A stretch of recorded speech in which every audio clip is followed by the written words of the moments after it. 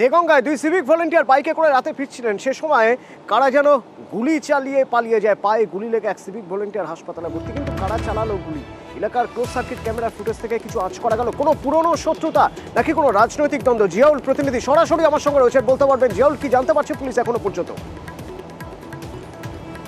দেখো, 1 তারিখে ভোট বসিরহাট লোকসভা এবং তার মধ্যেই দেগঙ্গা পড়ে এবং দেগঙ্গায় গতকাল রাতে অর্থাৎ যখন দুই সিভিক ভলেন্টিয়ার্স ভাসিলা স্টেশনে তার ডিউটি করছিলেন, সেই সময় স্টেশন থেকে যখন ফিরে অর্থাৎ ভোর 3টে নাগাদ তখন যখন তারা ফিরছিল, মিনহাজ উদ্দিন এবং রফিক দুই সিভিক ভলেন্টিয়ার্স তারা একই বাইকে ফিরছিলেন এবং ভাসিলা স্টেশন থেকে যখন তারা বাড়ির দিকে কিছুটা গেলে একটি ফাঁকা মাঠ পড়ে, সেই সময় খুব কাছ থেকে দুষ্কৃতীরা তারাও বাইকে ছিল এমনটাই এই রফিক অর্থাৎ প্রত্যক্ষদর্শীদের দাবি এবং খুব কাছ থেকে তারা লক্ষ্য করে গুলি ছোড়ে এবং মিনহাজ উদ্দিনের পায়ে গুলি লাগে, রক্তাক্ত অবস্থা, আশঙ্কাজনক অবস্থা। সেখান থেকে হাড়ুয়া হাসপাতাল অবস্থার অবনতি হলে বারাসাত জেলা হাসপাতালে এই মুহূর্তে চিকিৎসাধীন। কিন্তু কি কারণে এই সিভিক ভলেন্টিয়ার্সকে গুলি করলো সিভিক দুষ্কৃতীরা এখনো পর্যন্ত স্পষ্ট নয়। ফলে ঘটনা তদন্ত করে দেখছে দেগঙ্গা থানার পুলিশ।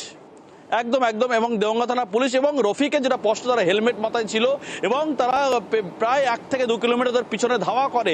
তারপরে তাদের সেখানে গিয়ে অর্থাৎ এই ভাসিলা স্টেশন থেকে তার বাড়ির চাপাতলার কাছেই সেখানে গুলি করে দুষ্কৃতীরা। কিন্তু কি উদ্দেশ্যে গুলি, কেন, কি কারণে গুলি? অন্য কোনো শত্রুতা ছিল না অন্য কোনো কারণ রয়েছে? না ওরা দুষ্কৃতীরা জড়ো হয়েছিল কোনো দুষ্কর্ম করার জন্য, সেখানে বাধা দেয় তারপরেই গুলি? মানে পুরো ঘটনা তদন্ত করে দেখছে দেগঙ্গা থানা পুলিশ। ইতিমধ্যেই আশঙ্কাজনক অবস্থায় চিকিৎসাধীন রয়েছেন বারাসাত জেলা হাসপাতালে। অতনু, ধন্যবাদ।